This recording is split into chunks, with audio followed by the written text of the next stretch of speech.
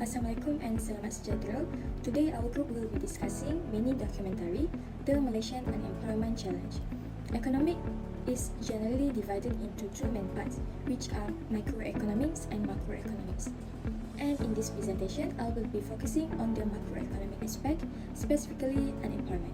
As we know, some of the most prominent economic figures, which is John Maynard Keynes in the General Theory of Employment, Interest and Money, 1936.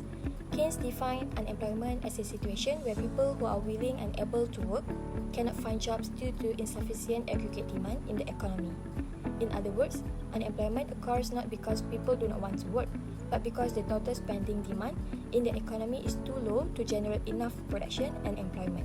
According to the 13th International Conference of Labour Statisticians, unemployment refers to a worker who during the reference period was without work, was seeking work in a recent period, and is currently available for work. Mathematically, the unemployment rate is calculated as a ratio resulting from dividing the total number of unemployed by the total working age population or the economically active portion of the population. In Malaysia, the working age population is composed of persons 15 to 64 years old. The unemployed in September 2025 decreased further to 580.6 thousand person, recording an unemployment rate of 3.0%, according to the Department of Statistics Malaysia. The figures were detailed in the Statistic of the Labour Force Malaysia September and third quarter 2025 release. Understanding unemployment is crucial because it affects individuals, families, and the overall economy. So, by studying its causes and effects, government and institutions can develop better policies to create jobs, improve skills, and support those who are affected. Thank you. Now, we will move to the focus on the main categories of unemployment that are central to macroeconomics. Understanding this type is essential for effective economic policy making. The first type is frictional unemployment.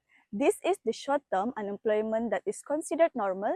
It occurs when people are voluntarily searching for new jobs or transitioning between roles. For example, a student looking for their first job. This type is generally healthy and reflects a dynamic labor market. The second type is structural unemployment. This is a long-term and more complex problem. It arises from a fundamental mismatch of skill in the economy. This is often caused by technological shift or permanent change in industry structure. Workers experiencing structural unemployment require reskilling and training to find new work, as their old jobs are unlikely to return. The third type is cyclical unemployment. This is directly linked to the business cycle. It emerged during an economic recession or slowdown when aggregate demand falls.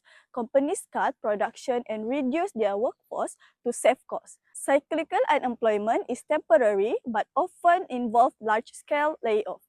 Policymakers use fiscal and monetary tools to combat this type of unemployment and stimulate economic recovery. And the last one is natural unemployment. Natural unemployment is the lowest sustainable rate of unemployment an economy can achieve without causing inflation to rise, representing the necessary baseline level of joblessness present in a dynamic economy, also known as full employment.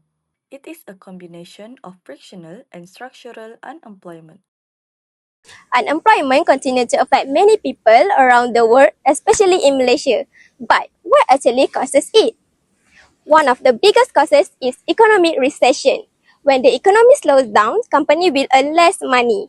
And usually, to survive, they will reduce the cost, which is wages salary. This creates sudden unemployment, especially among the workers in industries that depend on the strong economic activities. Second, technology is changing faster than ever. Machine, software, and automation can now do tasks that humans are used to handle. When workers don't have the skill that match with new technology, they may lose their jobs.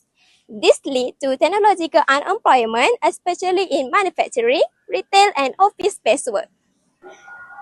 Another important cause is the mismatch between the worker skills and also employer needs.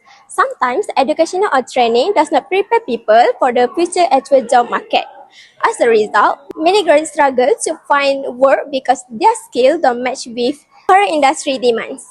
Next, some jobs only exist during certain time of the year. Industries like tourism, agriculture, and retail hire more workers during peak season and reduce staff later.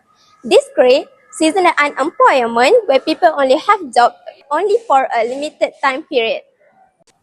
Unemployment is not just a statistic. It is a serious issue that brings many effects to individuals, family, and society. The first effect is financial problem. Without a job, people have no stable income. They struggle to buy daily necessities like food, transportation, or rental. Saving becomes smaller day by day. If unemployment continues, family may fall into poverty and face serious economic hardship. Bills continues to increase while income stop. Many families are forced to reduce their spending on education, healthcare, and basic needs. When many people are employed, the community also suffer. There will be less spending, business slow down, and more people depend on help. This creates a negative cycle in society. Next, unemployment brings family problems. Financial pressure causes arguments. Parents become more worried, children lose support, and relationships inside the home can be damaged. The pressure inside the household slowly changes daily interactions. The home, which should be a place of comfort, becomes a place of tension and stress. Unemployment reduces productivity and weakens the progress of a country. Fewer workers mean fewer goods and service produced, and this slows down development. This is why unemployment must be taken seriously. Its effect can change life and the future of our society. Way to reducing unemployment is through skills development and training programs. In today's economy, many jobs require new competencies such as digital skills, green skills, and technical knowledge. The International Labour Organization 2024 reports that countries that invest in structured training programs see higher employability rates and better job matching. Another important strategy is supporting small and medium-sized enterprises, SMEs, and encouraging entrepreneurship. SMEs play a major role in the job creation, especially in developing countries. When government provide financial support, easier loan access, and business advisory service, more people have the opportunity to start business and hire employees. According to the World Bank 2023, strengthening entrepreneurship ecosystem is one of the most effective ways to generate sustainable employment. A third approach is government investment in economic development, including technology and public service improvement. When government invests in these areas, they directly create new jobs and also attract private investment. The Department of Statistics Malaysia 2024 highlight that sectors such as manufacturing, service, and construction experience employment increase when supported by strong policy planning and national developing initiative.